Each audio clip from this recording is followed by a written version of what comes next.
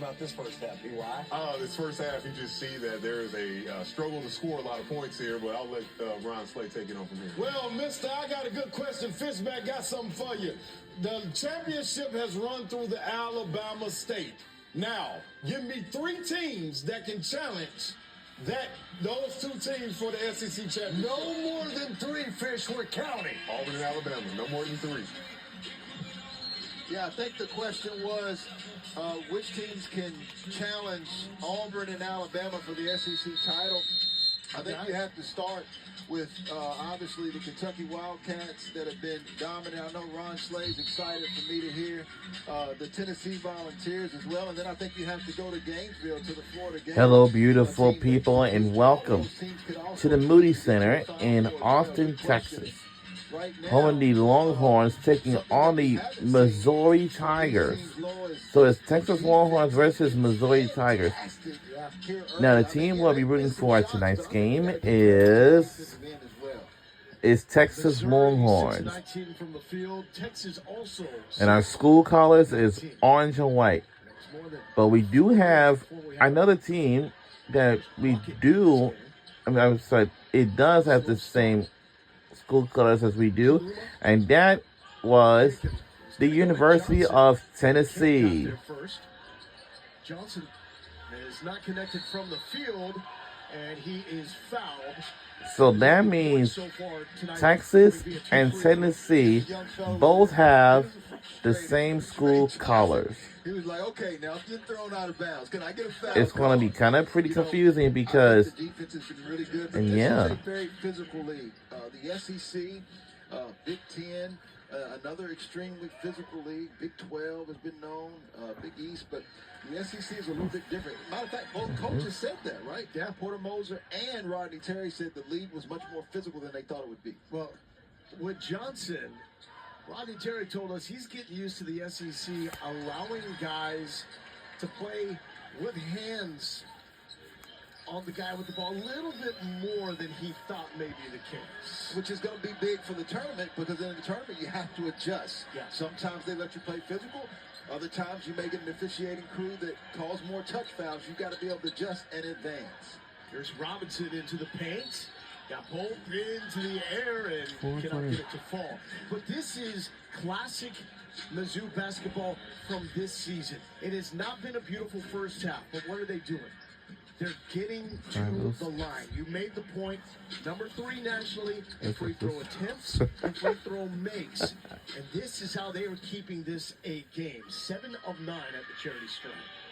Well, and Anthony Robinson, who's top 50, actually 49th in the nation in steals, defensively is where I think he's picked up his game the most this season.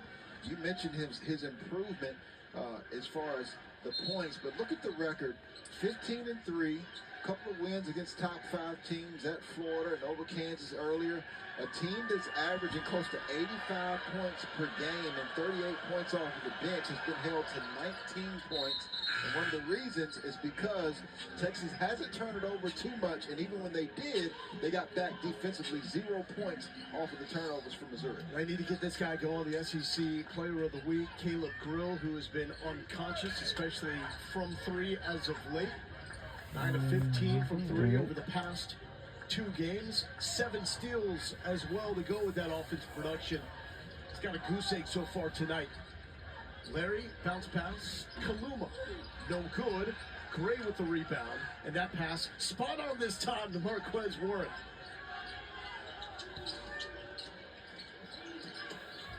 Warren fighting his way inside. Cannot get the roll. It's been a tough go in the transfer year for Warwick. Number 4 in career scoring. Oh, 3! This is the man that went off. It's Auburn with 5 3-pointers. He connects there.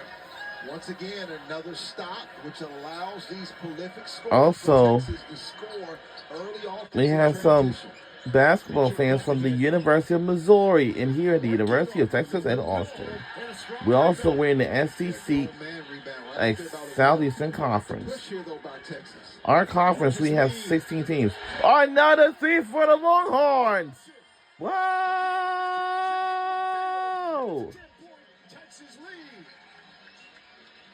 Wow. Much better response. Wow. My second game here. And the first time I was tempted to call them the wine and cheese crowd. I will be honest. But they're showing me a little something different tonight. They're showing that the Moody Center is a great name. They got to be in the right mood. A little snow, a little sunshine. Look, and this is what gets them going. Those stops is what allows you to get open and score in the offensive transition. Stop, pop, and watch that three drop by Arthur Coloma. And really do a nice job, a nice screen set that time by Jason Kent. Tamar Bates not there on the three-point shot. This is what the Moody Center wants.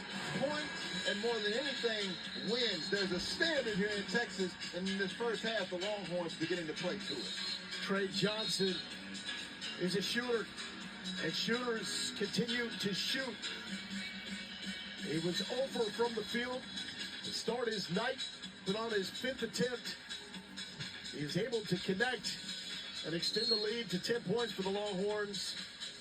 Largest lead of the night for a guy averaging just under 19 points per game. The best scoring mark for the Longhorns since Jacobin Brown back in 2012, who was a star of that team that was the last to face the Missouri Tigers before they went their separate ways, only to reunite back at the SEC. Grill now is still looking for his first bucket. Mitchell and Robinson with 5 each. It's been more than 5 minutes, but that ends right now. Caleb Grill can end a drought at the drop of a dime. That's the shootout that we'll be looking for. That's just a tough shot. Rodney Terry talked to them about that in the shoot-around. You just want to be there on the catch. He said no airspace. He just needs a sliver, doesn't he, Fick?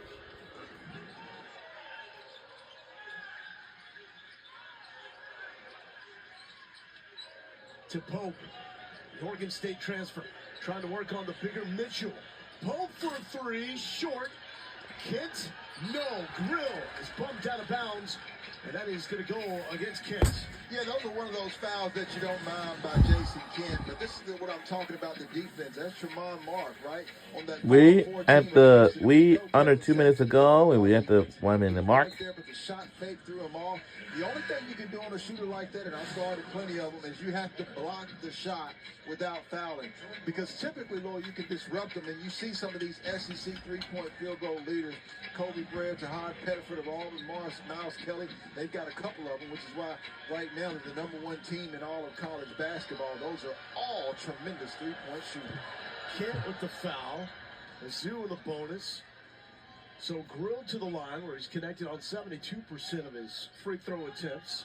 According to Ken Palm, Grill comes into this week as the 2nd highest rated offensive player in SEC play. And he does it off the bench, and he's okay with that. Sure. Under a minute left. It's now We're under a minute to go in the first half. Mark got a defender in the air. Arthur Kaluma really wants the basketball right now. He's got a mismatch. 15 seconds, though. They need to be patient. Johnson found. Close. Still just 1 bucket for the freshman. Grill deep 3, no hesitation. No. And Johnson with the It's way off. And about a 3-second difference between the shot clock and the game clock. Missouri, a team that typically dominates in the first half, getting everything they can handle.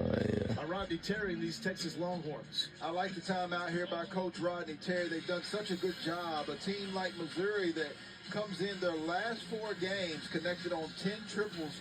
So let's take a look at it. At 43.6%, they've held them to one. Well, let's take a look at our records. Our record is 12-6-1-4, and Missouri has 15-3, 4-1. You could also go to Pope as well as Arthur Coloma, but I'm getting Trey Johnson. He's the best tough shot maker that Texas has.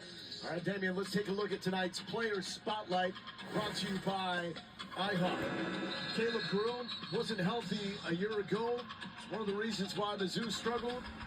He had a neck injury that he was dealing with earlier this year. When he's healthy, though, he is arguably the best outside shooter in the game, and the numbers back that up. Yeah, for so many people who continue to bring up the 0-18 year last year for Missouri, how much difference does this guy make?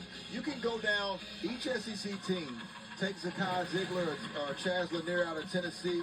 You know, you can take, you know, Janai Broome. That's actually not a good example because Auburn's so deep. But Mark Sears off of Alabama, and they're going to struggle. That's why Missouri struggled last year.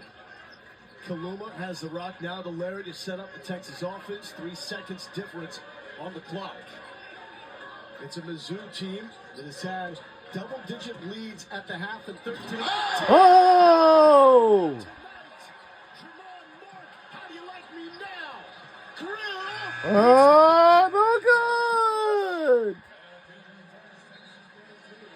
It was not a work of art in the first half, but it's nitty-gritty, a style of play that SEC fans will absolutely love, and the exclamation mark for Texas. You got Larry putting it up, Mark throwing it down, and the Longhorns take the 32-25 lead over Red Hot Mizzou into the half. Darby, take it away.